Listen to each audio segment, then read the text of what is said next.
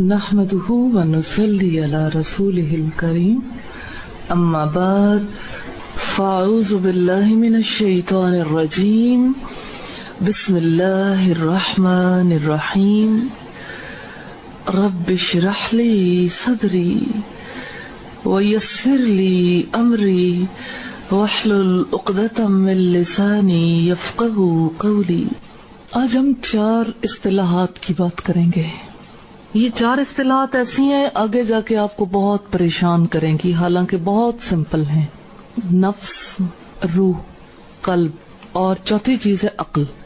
तो नफ्स किसे कहते हैं, नफ्स और कल्ब में क्या फर्क है और रूह में क्या फर्क है, जानने की जरूरत है ना। ये टर्मिनोलॉजी जो है ना, ये कंफ्यूज करने वाली है। रसूलुल्लाह सल्लल्लाहु अलैहि वसल्लम ने फरमाया, इंसान के जिस्म में गोश्त का एक लोथड़ा ऐसा है, अगर वो सही होता है तो सारा जिस्म सही काम करता है, अगर वो खराब हो जाए तो पूरा जिस्म खराब हो जाता है। और वो गोश्त का लोथड़ा क्या है, अला वहियल कल्ब, खबरदार रहो वो दिल है, दिल कल्ब। कल्ब के हवाले से पहले हम टर्मिनोलॉजी देखेंगे, फिर कल्ब के उमूर देखेंगे। अच्छा, एक चीज है गोश्त का लोथड़ा जो जाहिरी तौर पर हमारे सामने होता है। ये गोश्त का लोथड़ा शरई इस्तिलाह में कल्ब नहीं कहलाता। कल्ब तो वो है, दिल तो वो है, लेकिन असल में जब कुरान हकीम में कल्ब का लफ्ज यूज होता है तो उससे मुराद बुनियादी तौर पर खून पंप करने वाला दिल नहीं है। फिर कल्ब क्या है, कल्ब बुनियादी तौर पर हकीकत का इदराक करने वाला एक आला है, हकीकत को समझने वाला। जैसे कल्ब की एक जिस्मानी सूरत है, इसी तरह से कल्ब की एक मानवी सूरत है। जब भी कुरान हकीम की इस्तिलाह को हम यूज करेंगे तो ये कल्ब जो है ये आपको सोचता हुआ, समझता हुआ, ये कल्ब आपको फैसले करता हुआ दिखाई देगा। जबकि जिस्म के अंदर गोश्त का जो लोथड़ा मौजूद है, ये गोश्त का लोथड़ा फैसले नहीं करता, ये खून पंप करता है। इसके जो काम है वो काम फर्क है। तो कल्ब का और इंसान का क्या ताल्लुक है। ऐसे ही जैसे फर्ज करें कि आप किसी भी आले को इस्तेमाल करते हैं तो आले को इस्तेमाल करने वाला जैसे किसी आले को इस्तेमाल कर रहा होता है, उसका जो ताल्लुक होता है आपस में, यही ताल्लुक इंसान का अपने कल्ब के साथ। यानी कल्ब को आप एक इंस्ट्रूमेंट समझें, एक आला समझे जिसको इंसान इस्तेमाल करता है। जैसे इस वक्त मैं बोल रही हूँ, बोलते हुए ये माइक मेरे सामने है, तो इस माइक से मेरा क्या ताल्लुक है। इस माइक से मैं मुतासिर नहीं हो रही, इस माइक की वजह से आवाज पहुंच रही है। तो कल्ब के जेरे निगरानी इंसान को नहीं रहना, इंसान ने अपने कल्ब को अपने जेरे निगरानी रखना है, अपनी अक्ल के साथ उस कल्ब को कंट्रोल करना। कल्ब के हवाले से हम अगर देखना चाहें कि कल्ब क्या काम करता है और कल्ब के इंसान पर क्या असरात मुरत्तब होते हैं, बस यूं समझ लें कि जैसे पूरी इंसानी जिंदगी को कंट्रोल कल्ब ही करता है।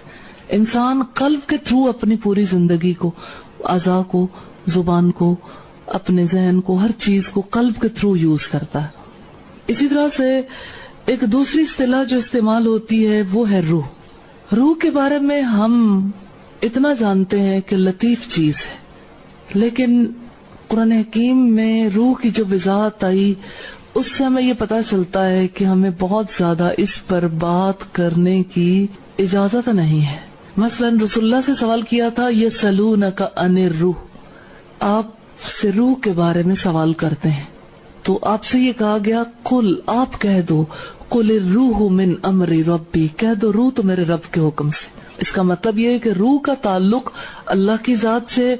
रूह लतीफ चीज है और इसका मंबा बुनियादी तौर पर दिल का जो खला है ना, उसको ये रूह पुर करती है।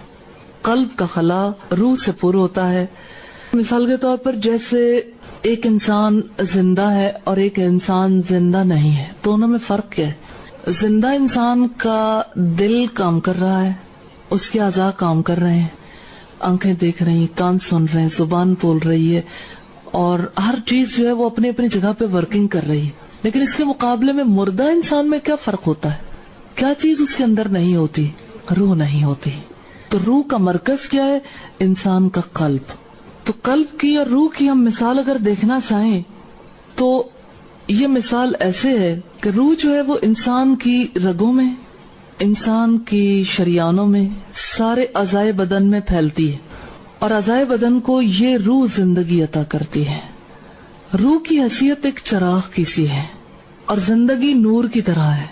रूह का बदन में जारी और सारी होना ऐसा है जैसे चिराग जलता है तो उसकी रोशनी फैलती और चारों तरफ ये रोशनी फैलती भी है, सरायत भी कर जाती। ऐसे ही जैसे एक इंसान के दिल में, कल्ब में रूह मौजूद है तो जिंदगी का नूर फैलता है, आंख भी रोशन है, फिर जुबान भी काम करती है, ज़हन भी करता है, हर चीज जो है वो फिर चलती है। हर चीज के अंदर ये रूह समाती है। अब देखें, रूह तो आपके इस नाखून के आखिरी पोर में भी मौजूद है, आप फील करते हैं?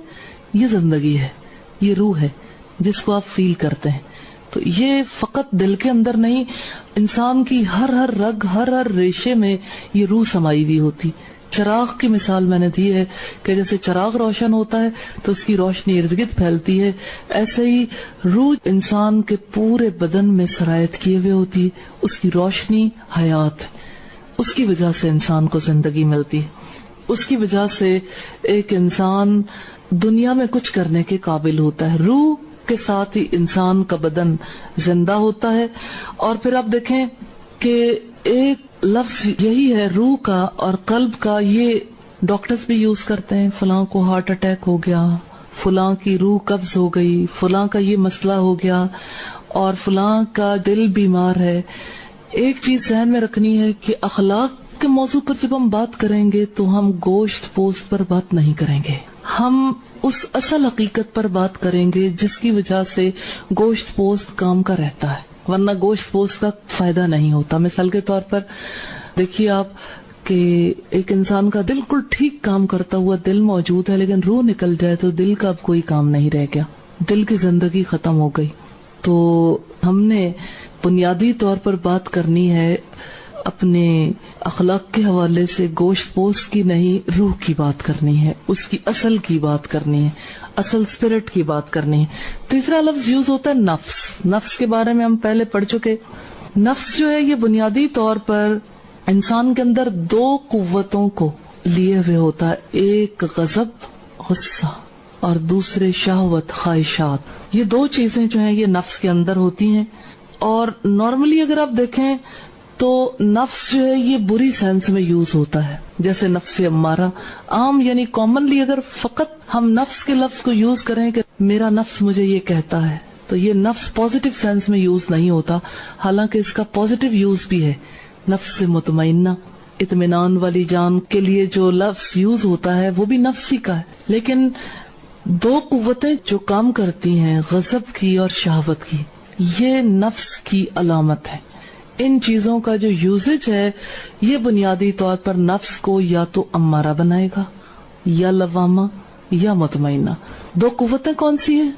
कुव्वत गजब और कुव्वत शहवत।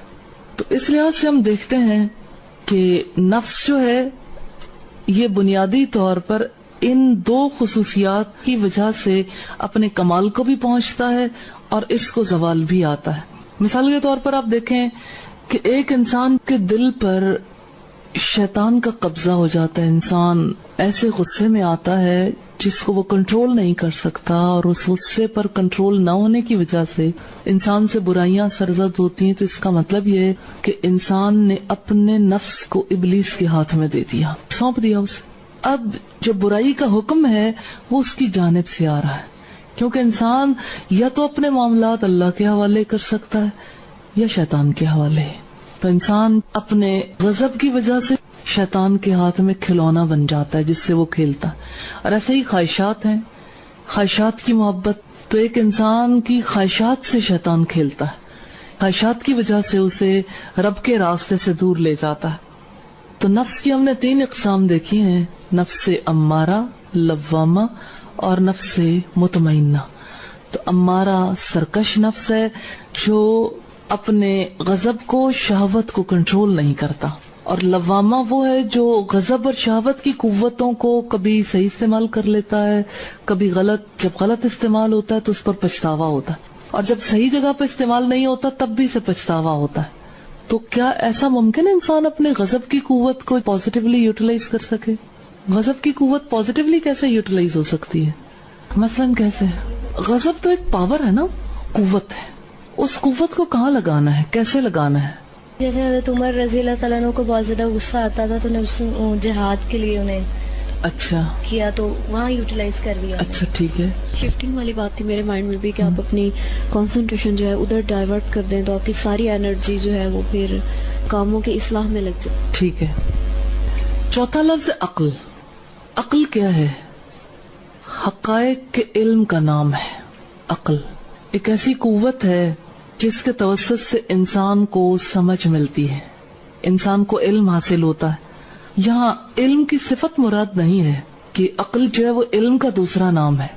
بنیادی طور پر عقل جو ہے وہ حقائق کے علم کا نام ہے، یعنی ایک انسان کو عقل کے توسط سے اشیاء کا ادراک کرنے کا، ان کی حقیقت کو سمجھنے کا موقع مل جائے. اچھا، عقل کے بارے میں یہ بات سامنے رکھنا چاہتی ہوں. رسول اللہ صلی اللہ علیہ وسلم نے فرمایا تھا وَالْعَقْلُ أَصْلُ دِينِ، عقل تو میرے دین کی بنیاد ہے، فاؤنڈیشن ہے. اور عقل کی جو مثال رسول اللہ نے دی تو ایسا فیل ہوتا ہے کہ اس کا ایک زندہ وجود ہے. مثال کے طور پر آپ صلی اللہ علیہ وسلم نے فرمایا عقل کے حوالے سے کہ عقل کو اللہ تعالیٰ نے پیدا کیا، پھر فرمایا سامنے آ جا، وہ سامنے آ گئی. پھر اللہ تعالیٰ نے کہا کہ پشت پھیر لو تو اس نے پشت پھیر لی. اس سے ہمیں پتہ لگتا ہے کہ سینس ہے.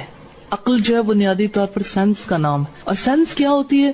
اچھائی برائی کی شناخت، اچھائی اور برائی کی حقیقت کو سمجھنا. تو یہ 4 اصطلاحات ہم نے دیکھی ہیں. کون کون سی ہیں؟ قلب، روح، نفس اور عقل. کسی میں کوئی کنفیوژن ہو تو بتائیے، الجھن ہو تو. قلب کسے کہتے ہیں؟ حقیقت کا ادراک کرنے والا آلہ. اور عقل کسے کہتے ہیں؟ حقائق کا علم، سمجھ. اچھا، اور توسط سے علم حاصل کرتے ہیں. اچھا، نفس کسے کہتے ہیں؟ 2 قوتوں پر مشتمل جو چیز ہے اس کو نفس کہتے ہیں، قوت غضب اور قوت شہوت. روح کسے کہتے ہیں؟ جس کے ہونے سے زندگی ہوتی ہے اور جس کے چلے جانے سے زندگی ختم ہو جاتی ہے. اس دنیا میں سب سے قیمتی چیز قلب انسانی ہے، انسان کا دل. لیکن وہ دل جو اللہ کو پہچانتا ہے، اللہ کی معرفت رکھتا ہے، اور وہی دل اللہ کے قریب ہو جاتے ہیں. تو اللہ کو پہچاننے والا تو اللہ کے آگے سجدے میں گرتا ہے. اور آپ دیکھیں کہ قیمتی متاع تو وہی ہے نا جو اللہ کے قریب، اور اللہ کہتا ہے وَاسْجُدْ وَاقْتَرِبْ، سجدہ کرو اور قریب ہو جاؤ.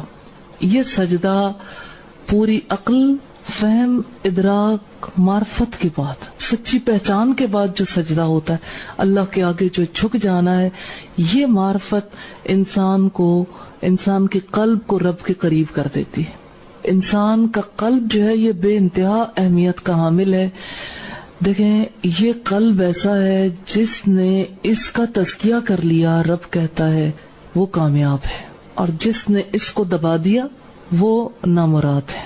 قلب کا جو لفظ ہم استعمال کریں گے نا، بنیادی طور پر یہ لفظ جو ہے ہم ایک آلے کے لیے استعمال کریں گے جس کو ہم نے اپنی کامیابی کے لیے یوز کرنا ہے. اپنی ناکامی کے لیے بھی انسان یوز کر جاتا ہے، اس کے تھرو کام ہونا ہے. مثال کے طور پر دیکھیں، میں بول رہی ہوں، ایک آلہ ہے جس کے توسط سے یہ آواز آپ تک پہنچ رہی. ایسے ہی ایک بادشاہ ہے انسان کے جسم کے اندر جس کی حکمرانی ہے، اس کے توسط سے پورا جسم اور پورے اعمال کنٹرول ہوتے ہیں. الا وہی القلب، خبردار رہو وہ دل ہے، دل کنٹرول کرتا ہے. دل کے توسط سے پورا جسم ہینڈل ہوتا ہے. اور دیکھیں، آپ کہتے ہیں میرا دل یہ چاہتا ہے. سادہ طریقے سے دیکھیں آپ اپنے آپ کو کیسے مینج کرتے ہیں. جو دل چاہتا ہے وہ کرتے ہیں نا. میرا دل نہیں چاہتا آج میں یہ فلاں چیز کھا لوں، تو آپ نے پھر نہ کھائی. آپ کس کے غلام ہیں؟ پتہ لگتا ہے نا، شہوت کے غلام ہیں، خواہش کے غلام. یہ دل ہے جس کے تھرو انسان کی زندگی بدل بھی سکتی ہے، انسان اپنے رب کے بھی قریب ہو سکتا ہے، اور اس دل کے توسط سے انسان رب سے دور بھی ہو سکتا ہے. تو انسان کا جو دل ہے اس کے تزکیے کی ضرورت ہے. قلب کا تزکیہ، پاکی، صفائی اللہ نے سارے پیغمبر کس وجہ سے بھیجے؟ تزکیے کے لیے. تزکیہ نفس ہم اسے کہتے ہیں. تزکیہ پاکی کا عمل ہے، آلودگیوں کو، گندگیوں کو دور کرنے کا عمل ہے، صفائی کا عمل ہے. کوئی بھی چیز جس کو صاف کرنا مطلوب ہو اس کی صفائی ستھرائی کرنے والی کوئی نہ کوئی چیز ہوتی ہے. رسول اللہ صلی اللہ علیہ وسلم نے فرمایا لِكُلِّ شَيْءٍ ثَقَالَةٌ، ہر چیز کی کوئی نہ کوئی صفائی ستھرائی کرنے والی چیز ہوتی ہے. وَثَقَالَةُ الْقُلُوبِ ذِكْرُ اللَّهِ، اور دل کی صفائی ستھرائی کرنے والی چیز اللہ کی یاد. نہیں، مجھے تو لگتا ہے ہم جو ٹرم بھی یوز کریں گے وہ ہمیں کہیں اور ہی پہنچائے گی. مثال کے طور پر اللہ کی یاد کی بات آتی ہے، بس وہی یاد رہ جاتی ہے، انگلیوں پہ کیا پڑھ لیا، تسبیح پہ کیا پڑھ لیا. یاد رکھیے گا یہ ایک طریقہ ہے یاد کا، لیکن یہ دل کی صفائی ستھرائی کرنے والی وہ یاد نہیں ہے جس نے دل کو پاک کر دینا. یہاں کون سی یاد مراد ہے؟ کہ جو یاد انسان کے اندر انسان کی عقل سے، انسان کے اندر اس کے علم کی وجہ سے آئے، جو انسان کے رگ و ریشے میں سما جائے، جس کی وجہ سے ایک انسان رائٹ ڈیسیژن کرنے کی پوزیشن میں آئے، جس کی وجہ سے ایک انسان برائی سے بچ جائے. صفائی تو وہیں ہوگی نا جہاں صفائی کرنے والی کوئی چیز ہوگی. تو انسان کی زندگی میں کوئی تبدیلی شعور کے بغیر نہیں آ سکتی. انسان کی جو ریزن ہے نا، یہ بنیادی طور پر کلینر کا کام کرتی، کلیننگ کرتی. ریزننگ کی وجہ سے انسان کا دل صاف ہوتا ہے، ریزننگ کی وجہ سے دل چمکتا ہے. اور یہ ریزننگ رب کی نشانیوں میں سے، خدا کی نشانی ہے نا، خدا کی یاد. یہ ریزننگ جو ہے نا یہ بڑی یاد ہے. تو اس ریزننگ کی وجہ سے ایک انسان اپنے قلب کو پاک کرتا ہے، صاف کرتا ہے. جب ایک انسان پراپر ریزننگ نہیں کر سکتا اس کا دل بھی پاک نہیں ہو سکتا. تو ریزننگ انسان کب کر سکتا ہے؟ جب اس کے پاس علم ہو. اور علم کون سا؟ اللہ کی صفات کا، اللہ کی ذات کا، اللہ کی اسماء اور اس کی صفات کا علم، حق کا علم، اللہ کے کلام کا علم، اللہ کے رسول صلی اللہ علیہ وسلم کی حیات کا، آپ کی دی ہوئی تعلیمات کا علم. ایک ایسا دل جو علم حاصل کرتا ہے وہ دل روشن ہو جاتا ہے، اور جو دل علم حاصل نہیں کرتا وہ اندھیرے میں چلا جاتا ہے. اچھا، قرآن حکیم کی ایک آیت کے توسط سے میں اس بات کو کلیئر کرنا چاہتی ہوں، آپ سے پوچھنا چاہتی ہوں اس سے یہاں کیا مراد ہے. ان اللہ یحول بین المرء وقلبہ، یقیناً اللہ بندے اور اس کے دل کے مابین حائل ہے. تو اللہ بندے اور اس کے دل کے مابین کیسے حائل ہوتا ہے؟ قلب کے درمیان حائل ہونے کا کیا مطلب ہے؟ اللہ حائل ہے. حائل کیا چیز ہوتی ہے؟ جو رکاوٹ ہوتی ہے. یہاں یہ بات سمجھنے کی ہے، اللہ حائل ہے، بندے کے درمیان حائل ہے. اس کا مطلب یہ ہے کہ ایک انسان اپنے نفس کو پہچاننا چاہتا ہے، ایک انسان حق کا مشاہدہ کرنا چاہتا ہے، لیکن انسان کی غلطیوں کی وجہ سے، خطاؤں کی وجہ سے، اس کے گناہوں کی وجہ سے اللہ رکاوٹ بن جاتا ہے. حق شناس نہیں بن پاتا انسان. ایک رکاوٹ، ایک پردہ حائل کر دیتا ہے اللہ تعالیٰ دل کے درمیان. پھر انسان نہ اللہ کی ذات کو پہچانتا ہے، پھر انسان نہ اپنی ذات کو پہچان سکتا. اپنے بارے میں جاننا، اپنے آپ کو سمجھنا مشکل ہو جاتا ہے. من عرف نفسہ فقد عرف ربہ، جو اپنی ذات کو پہچانتا ہے وہ اپنے رب کو پہچانتا ہے. تو اپنی ذات کی پہچان نہ ہونے کی وجہ سے انسان سے رب کی پہچان گم ہو جاتی. مثال کے طور پر دیکھیں، ہم اگزامپل سے اس کو سمجھیں گے نا زیادہ ایزی ہو جائے گا. ایک انسان نے غیبت کی، غیبت کرنے کے بعد اب ایک انسان یہ چاہتا ہے کہ اپنا جائزہ لے لے. اب کیا ہے؟ غیبت سے اس کے دل پر اللہ تعالیٰ ایک پردہ ڈال دیتے ہیں. اب اس پردے کی وجہ سے ایک انسان کے دل سے خوف اٹھ جاتا ہے.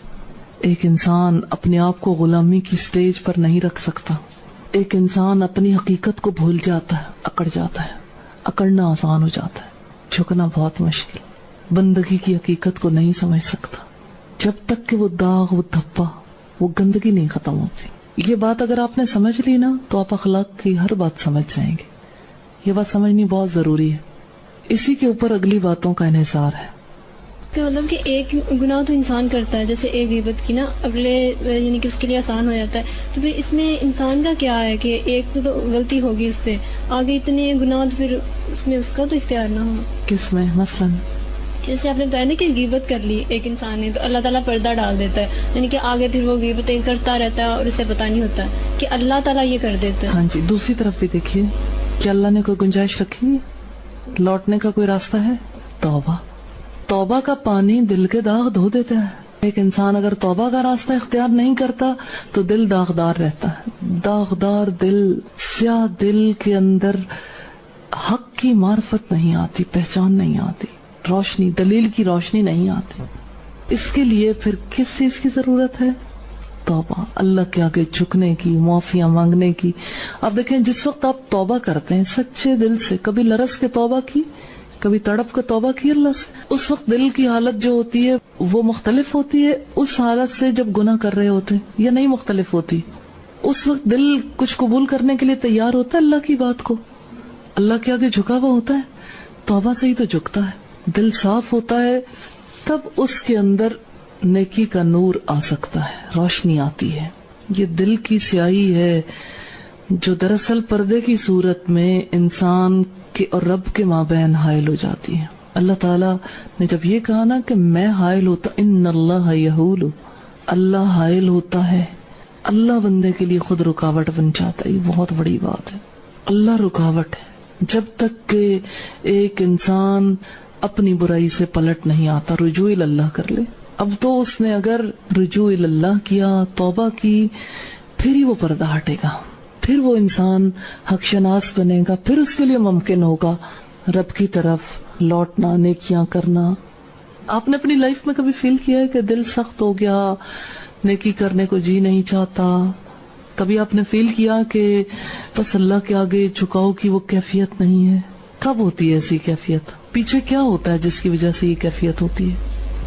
کوئی غلطی ہوتی ہے، ریئلائز کیا کبھی؟ تو غلطی کے بعد انسان کی کیفیت نارمل نہیں رہتی جب تک کہ انسان توبہ نہیں کر لیتا. قرآن پاک میں رب العزت کہتے ہیں وَلَا تَكُونُوا كَالَّذِينَ نَسُوا اللَّهَ، ان لوگوں کی طرح نہ ہو جانا جنہوں نے اللہ کو بھولا دیا. غلطی ہوتی تب ہے نا انسان رب کو بھولتا ہے. فَأَنسَاهُمْ أَنفُسَهُمْ، تو اللہ نے انہیں ان کی جانیں بھولا دی. یہ اللہ کا انتقام ہے، اللہ پہ سوچنے ہی نہیں دیتا. اپنے سب سے بڑی بات یہ ہے کہ اپنے نفس کی نگرانی رب نہیں کرنے دیتا. رب کی پہچان نہیں آتی، اپنے نفس کے معاملات کا پھر پتہ نہیں لگتا. تو سب سے بڑا کام آپ کو کیا دکھتا ہے؟ یعنی آپ چاہتے ہیں کہ اپنا تزکیہ کر لیں، آپ چاہتے ہیں کہ آپ رب کے پسندیدہ بن جائیں، رب کے راستے پہ بھاگیں، آگے چلیں. تو پہلا کام کرنے کا کیا ہے؟ اپنے اور اپنے رب کے درمیان پردہ حائل نہ ہونے دیں، یعنی رکاوٹ کوئی نہ آئے. کبھی ایسا نہ ہو کہ دل پر کوئی گناہوں کا پردہ پڑ جائے. اوائڈنس جو ہے سب سے پہلے غلطی سے، غلطی نہیں کرنی. جیسے یعنی اتنی غیبت کرنے سے اس کے بعد حق نہیں اس کو پہنچتا نا، تو میں نے تو اپنی لائف میں کتنی ساری کی ہوں گی. پھر میں یہاں کیا کبھی توبہ نہیں کی؟ سب کی تو نہیں کی، ہر یہ بات نہیں ہوتی. اللہ کے آگے کبھی جھکی ہو؟ ہاں جی کبھی اللہ سے کچھ مانگا ہے؟ مانگا ہے، لیکن یہ سوچ کر نہیں کہ ان پہ مجھے معافی دے دیں یا یہ وہ، یہ کبھی جنرلی توبہ کی ہے. ہاں جی وہ تو کرتے ہیں. ہاں تو توبہ تو کی ہے نا، یہ اس کی رحمت ہے. وہ جس پر چاہے مہربانی کر سکتا ہے. جب وہ کسی کو جھکا ہوا دیکھتا ہے تو ہمارا آقا، ہمارا مالک کوئی بخیل نہیں ہے کہ فلاں کام تو اس نے مجھے کہا نہیں تھا، یہ نہیں میں نے کرنا. اس پر کوئی اس نے معافی مانگی تھی کہ میں معاف کر دوں. ایک انسان معافی مانگتا ہے، اس کا دل جھکا ہوا ہے، وہ چاہے تو سب کچھ معاف کر سکتا ہے. قرآن حکیم میں آتا ہے اللہ سارے گناہ معاف کر سکتا ہے لیکن شرک کا گناہ وہ معاف نہیں کرے گا. تو اللہ تعالیٰ معاف کر سکتے ہیں. ہاں جی، اور کوئی بات؟ میڈم جس طرح بات ہوئی نا کہ اللہ تعالیٰ بندے اور اس کے دل کے درمیان حائل ہوتا ہے، یعنی چھوٹے چھوٹے گناہ بھی ہے پھر بھی اللہ تعالیٰ حائل ہوں گے. اور دوسری بات میں یہ پوچھنا چاہ رہی تھی کہ گناہ کرتا ہے بندہ، گناہ کبیرہ تو الگ، گناہ صغیرہ چھوٹے چھوٹے گناہ ہوتے ہیں نا، لیکن پھر بھی اللہ تعالیٰ نوازتا ہے، اللہ تعالیٰ کامیابیاں دیتا ہے نا، حالانکہ ان کی توبہ نہیں کی ہوئی ہوتی. اچھا، تو یہ پھر بھی اللہ کی رحمتیں ہو رہی ہوتی ہیں، تو پھر انسان اور زیادہ اسی میں رہتا ہے کہ نہ. قانون امہال ہے اللہ کا، مہلت. رسی کھینچی جائے گی تو منہ کے بل گرے گا انسان. جس کو انسان انعام سمجھتا ہے وہ اس کا امتحان ہے، اور دوسری بات یہ کہ جس کو انسان صغیرہ سمجھتا ہے، مجھے لگتا ہے کہ صغیرہ اور کبیرہ گناہوں کا کانسیپٹ بھی سمجھنے کی ضرورت ہے. صغیرہ گناہ کون سے ہیں اور کبیرہ کون سے ہیں؟ جو آپ نیت ارادے کے ساتھ کریں گے نا گناہ چھوٹا سا ہے، وہ بھی سب سے بڑا بن جائے گا. ارادتاً کیے جانے والے گناہ اور غلطیاں کبیرہ ہیں. جو انسان سے انجانے میں سرزد ہو جائیں چھوٹی چھوٹی باتیں، وہ صغیرہ گناہ ہے. لیکن مجھے یہ بتائیں کہ بھلا گناہ کون سا ایسا جس سے اللہ نے روکا ہو؟ فرض کریں اللہ تعالیٰ نے کہا یہ کام نہیں کرنا، اب انسان وہ کام کر جائے، وہ صغیرہ کیسے ہو گیا؟ صرف دنیا کی زندگی میں یہ ہے کہ کچھ گناہ ایسے ہیں جن پر سزائیں مقرر ہیں اور کچھ گناہ ایسے ہیں جن پر مقرر نہیں ہے. لیکن اللہ کے یہاں کون سا گناہ ہے جس کے لیے سزا مقرر نہیں؟ اور پھر یہ کہ رسول اللہ صلی اللہ علیہ وسلم نے فرمایا عائشہ چھوٹے چھوٹے گناہوں سے بھی بچتی رہا کرو. یہ صغیرہ نہیں ہے، لمم. چھوٹے چھوٹے گناہوں سے بھی بچتے رہا کرو کیونکہ یہ مل کر بہت بڑے ہو جائیں گے. تو انسان اپنے آپ کو جھوٹی تسلی دیتا ہے کہ نہیں یہ اتنی بڑی بات نہیں ہے، چلو کوئی بات نہیں، اب یہ ہو گیا. ایک مومن جو ہے نا کانشیس ہوتا ہے، الرٹ ہوتا ہے کہ اس سے غلطیاں نہ ہو. جان بوجھ کر وہ کبھی غلطی نہیں کرتا. اگر وہ جان بوجھ کر غلطی کر رہا ہے تو اس کو اپنے ایمان کا جائزہ لینا چاہیے. وہاں ایمان نہیں ملے گا آپ کو، ایمان خراب ہو چکا ہوگا. کوشش بھی کرے کہ وہ غلطی ریموو ہو جائے لیکن پھر بھی وہ ذہن میں آ جاتی ہے، اس پہ توبہ بھی ہو لیکن پھر کوشش ہوتی ہے. مثلاً کس طرح سے؟ مثلا جیسے جو سانگز ہیں ہم لوگوں نے بہت زیادہ دیکھے سنے، موویز دیکھی، اب ذہن میں ہے کہ نہیں کرنا لیکن نہیں ایسی کوئی بات ذہن میں آئے جیسے کوئی بھی سانگ ہے لیکن پھر بھی وہ آ جاتی ہے، پھر توبہ استغفار ہوتی ہے. یعنی جب تک وہ بات شعور میں رہتی ہے ٹھیک رہتا ہے لیکن انسان پھر وہ بات آ جاتی ہے کہ پھر ذہن میں آ جاتا ہے. آپ لوگ فیل کرتے ہیں کہ ایک دفعہ کی سنی بات زندگی بھر دکھ دیتی رہتی ہے نا؟ اچھا ایسا ہے بیٹا کہ معاملہ جو انسان کی اصلاح کا ہے نا وہ خیال سے ہی شروع ہوتا ہے. خیال کو آنے نہیں دینا، جھٹک دینا. خیال نہیں آنے دیں، اس کو بسنے نہیں دیں. ہمارا صرف معاملہ ایسا ہوتا ہے کہ ہم غفلت کی وجہ سے خیال پر قدغن نہیں لگاتے. وہ جب اندر آ جاتا ہے وہ تو فساد پھیلاتا ہے. خیال آنے نہیں دینا. خیال آتا تب ہے جب انسان غافل ہوتا ہے. جب اسے تھوڑا فکر کم ہوتی ہے نا تو کہتے چلو کوئی نہیں، اب میں نے کون سا اسے بلایا تھا، خود ہی آ گیا، اور کون سا اس پہ پکڑ ہونی ہے، اب میرا کیا اختیار ہے. بات یہ ہے کہ اس کے اوپر پکڑ ہو یا نہ ہو، دنیا میں انسان کی زندگی جہنم ضرور بنتی ہے اتنی دیر کے لیے جب تک وہ ذہن کے اندر موجود ہے. اس نے ادھر خرابی پھیلا، ادھر ادھر ادھر، ہر طرف خرابی پھیلا دیتا ہے. اور خرابی جانتے ہیں کیا ہوتی ہے؟ کہ انسان کی سوچ کا رخ بدل دیتا ہے، اور سوچ انسان کی خراب ہوتی ہے نا، عمل خراب ہو جاتا ہے. وہ جوگی ذیلمی کا شعر میں آپ کو سناتی ہوتی ہوں کہ نہ مال نال زندگی نہ زال نال زندگی، خیال نال موت تے خیال نال زندگی. ایک خیال ہے، ایک تصور، ایک وسوسہ آ گیا، بس اسی نے سب کام خراب کر دینے.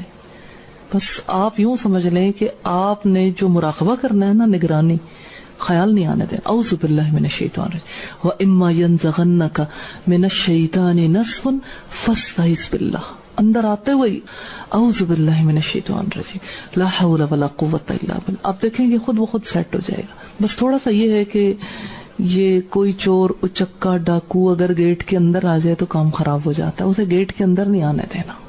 پہرا ذرا سخت کر دیں، ٹائٹ کر دیں، پھر صحیح ہو جائے گا انشاءاللہ. ہاں جی، آپ نے بتایا نا کہ جو گناہ جان بوجھ کے کیے جائے نا تو وہ کبیرہ ہوتے ہیں. تو سب کو پتا ہے کہ یہ گناہ یہ اللہ نے منع کیا اس چیز سے، تو پھر صغیرہ گناہ کون سے ہیں؟ صغیرہ نہیں رہتے نا. آپ دیکھیں جرائم جو ہے نا، جیسے جو گناہ ہے اس کی کیفیت ایک برابر نہیں ہوتی. فار ایگزامپل ہم دیکھتے ہیں زنا ایک جرم ہے اور قابل تعزیر ہے، لیکن ہر زنا برابر نہیں ہے. مثلا ایک انسان اگر اپنی ماں کے ساتھ زنا کرے تو وہ باہر کسی اور کے ساتھ زنا کرنے کے برابر نہیں.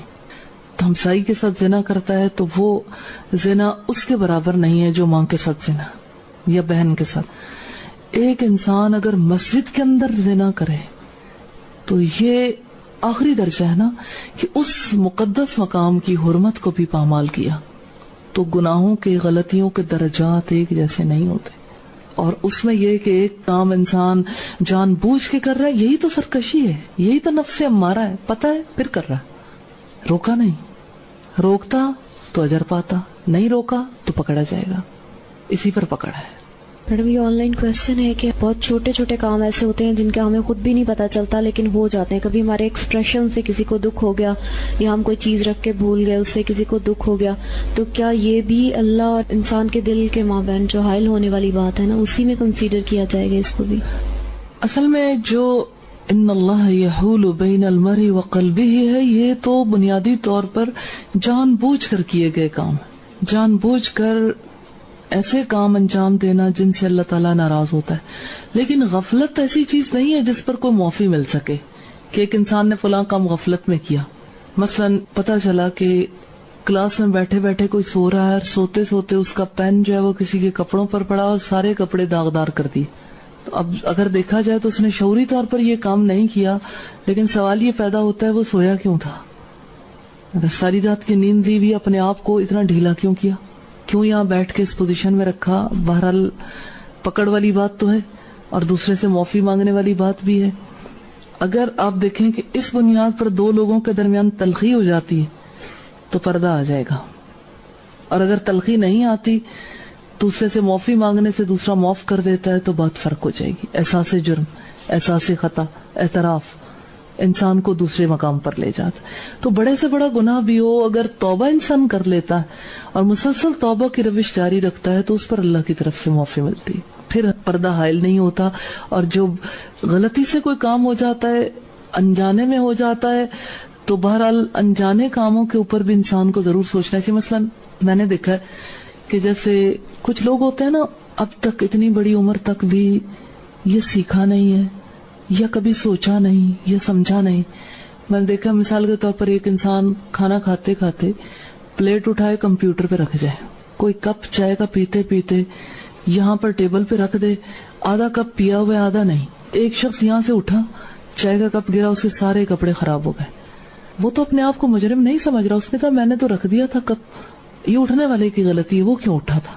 حالانکہ یہ بات چھوٹی سی ہے کپ رکھنا بظاہر, یہی چھوٹی چیزیں جو ہیں وہ انسان کو زیادہ خراب کر دی. اڑنے والے کے تو وہم و گمان میں بھی نہیں تھا کہ یہاں پر کوئی چائے کا کپ رکھ سکتا ہے. تو مجھے یہ بتائیے کسی چیز کو اس کے پراپر مقام پر نہ رکھنا کیا کہلاتا ہے شرعی اصطلاح میں؟ ظلم. تو ظلم جو ہے یہ کبیرہ گناہ ہے یا صغیرہ گناہ ہے, یا اللہ کے ہاں اس کی پکڑ ہونے والی ہے یا نہیں ہونے والی؟ جہاں بھی ظلم ہوگا پکڑ تو ہوگی.